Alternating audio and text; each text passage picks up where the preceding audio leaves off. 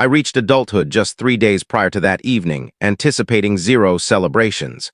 No dessert, no present, not a single well-wish. That was typical in our home, yet I never saw this coming. We sat down for supper. My elder sibling, Derek, boasted about his position at a legal office that our father had arranged through connections. My sister, Monica, jumped in about the endorsement agreement she'd secured for complimentary items. Our mother, Elaine, gazed at them proudly as if they'd discovered fire. I remained quiet, chewing the tough poultry they'd served me until I murmured that I'd been admitted to a local school. I was considering seeking scholarship support. The quiet hit instantly. Then Father's chuckle rang out deep and harsh. Scholarship support? What? So the public funds a loser like you? Thomas snarled, banging his utensil down. Monica grinned, reclining in her seat. Riley, darling, local school isn't actual university. You'd only humiliate yourself. Certain folks are meant for nothing beyond stocking shelves for low pay. I gulped down my hurt. I simply wanted to attempt it. Elaine interrupted harshly, her drink held high like an award. Attempt? We've attempted with you for 18 years and you've offered us zilch.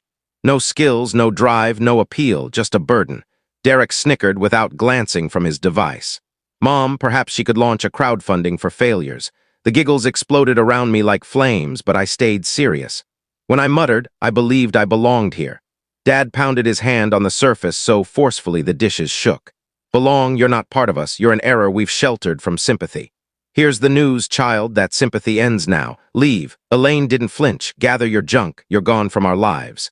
I assumed it was a prank until Monica pushed my partially eaten meal aside and stated, Depart immediately, Riley.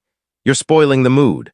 I recall standing frozen, my pulse racing, as Thomas passed me a trash sack. A trash sack. For your belongings, he remarked icily, since that's their value. I exited that residence shoeless, gripping a sack containing 3 shirts and a damaged phone. The warm season breeze felt oppressive, laden with shame. For several weeks I rested anywhere possible, a pal's sofa, an inexpensive lodging, occasionally a seat at the transit hub. But each restless evening toughened me. Every mockery echoed in my mind, forged something keener within me. Then one evening I caught Monica at a cafe during her live broadcast. Our folks are brilliant, truly. Derek's software debut will be huge. Dad's behind it all, and once we're wealthy, folks like Riley will regret how they handled us. That instant, a switch flipped. They didn't merely desire my absence, they sought my obliteration, overlooked, inferior eternally. But if I'd grasped one lesson alone, it was this. Even elite individuals suffer when struck in their vulnerable spot. I resolved then, I wouldn't merely endure. I would force them to suffocate on the platform they'd constructed for themselves. And I wouldn't require yelling or violence, just endurance, accuracy, and the element they undervalued in me. I understood all their flaws, every hidden truth they figured I was too worthless to spot. I grinned for the first time in ages. If they considered me vanished to them, okay, let them discover what happens when the vanished refuse to remain hidden. The initial 3 weeks post-eviction, I scarcely managed. I crashed on a buddy's sofa until the property owner objected. I cleaned plates at an eatery for unreported pay. I forwent food to cover transport costs. But those evenings on the worn plastic seat in the rear of that oily eatery provided insight. Amid the odor of scorched brew and cooking grease, I began replaying their taunts mentally. Worthless. Burden gone from us. I comprehended something. My parents, Thomas and Elaine, plus my siblings, Derek and Monica, flourished on dominance. They didn't solely crave achievement. They desired all to view them as flawless. The refined household, the dynasty creators, the elite offspring, that was their vulnerability, reputation. And I planned to let them scorch beneath the pressure of their deceptions. I began taking extra hours at the eatery and hoarding every cent, not merely to persist, not immediately. I had a scheme developing. I monitored them discreetly. Thomas's firm, Davenport Solutions, had recently revealed a major collaboration for Derek's glitzy new software rollout. Monica, conversely, was delving into phony promoter existence, accepting payments from minor labels and never promoting, displaying high-end outfits she borrowed but didn't possess. I recognized their existences rested on fragile frameworks. All required was dislodging one support and the entire structure would collapse. My opening action was minor, unseen.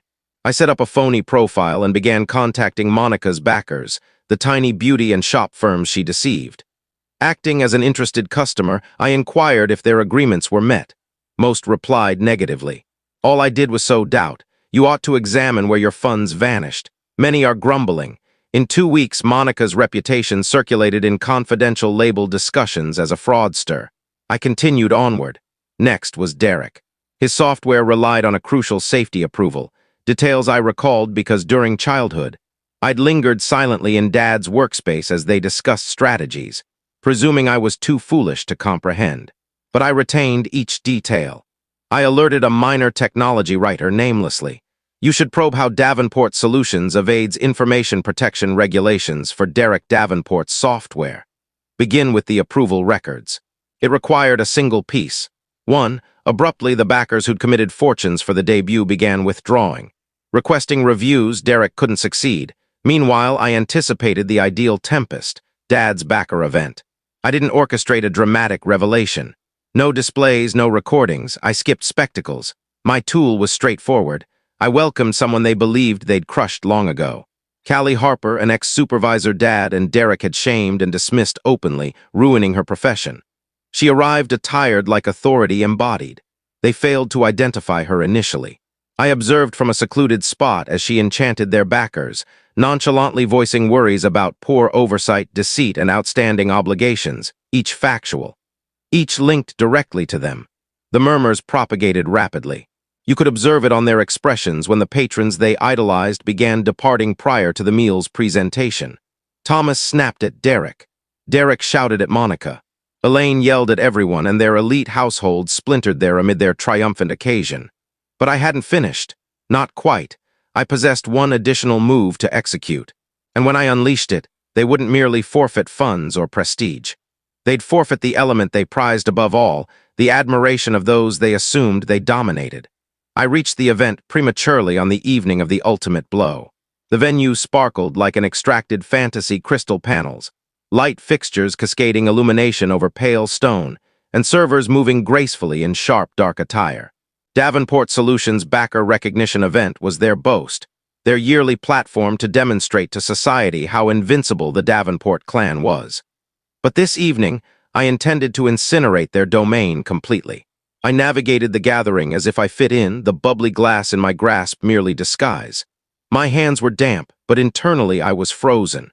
I had dedicated half a year amassing all. Monica's fraud pacts, Derek's deceptive backer proposals, Dad's hidden funds, and Mom's messages labeling me refuse, and a leech we should have abandoned at delivery. I wouldn't yell. I wouldn't plead. I would permit their statements and misdeeds to ruin them. The opening strike arrived subtly. I observed Monica strut beneath the glare, encircled by aspiring promoters and label agents. I paused until she entered the restroom, her device balanced on the stone surface while she refreshed makeup. Using a tiny gadget in my pouch, I activated the timed updates I'd arranged from her compromised profile, a torrent of captures from each label she tricked, each pact she violated, each overdue bill she disregarded. By her return, her expression radiant under the light fixtures, the group near her had altered. Devices illuminated, folks murmured. A label agent she indebted thousands seized her arm. So you believe you can rob us and yet enter this space? Monica stared, immobilized, then blanched as flashes erupted. Someone filmed her breakdown while guards pulled her to a rear corridor. Initial piece fallen, then Derek. He positioned by Dad's area, torso expanded like a bird, boasting of his creative software to a group of gentlemen in elegant outfits. I entered their group nonchalantly, grinning like a harmless observer. That's amusing, I commented casually, twirling my bubbly. I saw a report today claiming your software flunked safety approval due to, what exactly? Information privacy breaches. The backers stiffened. One, an aging gentleman with chilly, piercing gaze, scowled and retrieved his device. Two more did likewise. In moments, Derek's device commenced vibrating, then sounding continuously. I moved near, my tone soft for his ears alone. Perhaps you should inform them of the phony trial users as well. You know, the automated ones you purchased to boost your installations. His expression lost hue. How are you aware of that? He whispered fiercely, clutching my limb. I grinned kindly and withdrew, abandoning him as the gentleman advanced, expressions hardening with each detail they viewed on their displays. Second piece fallen, but I reserved the devastating attack for final. Dad marched onto the platform, Elaine next to him like a monarch exhibited, prepared to present his annual heritage address. At Davenport Solutions, he started thundering with command. We uphold dignity, honesty, and kinship. That's when the hall entrances parted and Kelly Harper entered. The lady they'd degraded ages past, the one they'd demolished and ridiculed until she fled the area. Only currently she wasn't a shy supervisor. She was the freshly named head of their primary rival and the funder of this evening's major backers. The assembly buzzed with murmurs as Kelly advanced boldly to the forefront, greeting the identical backers my parents relied upon. "You seem known," Mom stuttered, attempting a false grin. Kelly moved close for just the forward seats to catch, though many overheard. "Regardless, no concern, Elaine. All present will recall me before this evening concludes." The backers didn't exit subtly now. They departed in masses directly during Dad's address. Funders trailed. Journalists pursued my parents for responses, lights blazing into their ashen, shocked expressions. And then, merely to deepen the wound, I advanced. I placed a hefty binder onto the central surface in the space. Within were levy deceit notices, concealed banking papers, and Mom's personal messages deriding my being. "You labeled me refuse," I stated evenly, my tone cutting the disorder. "But this evening all witness who the true waste is." The amplifier on the platform remained active. My statements resonated through the hall.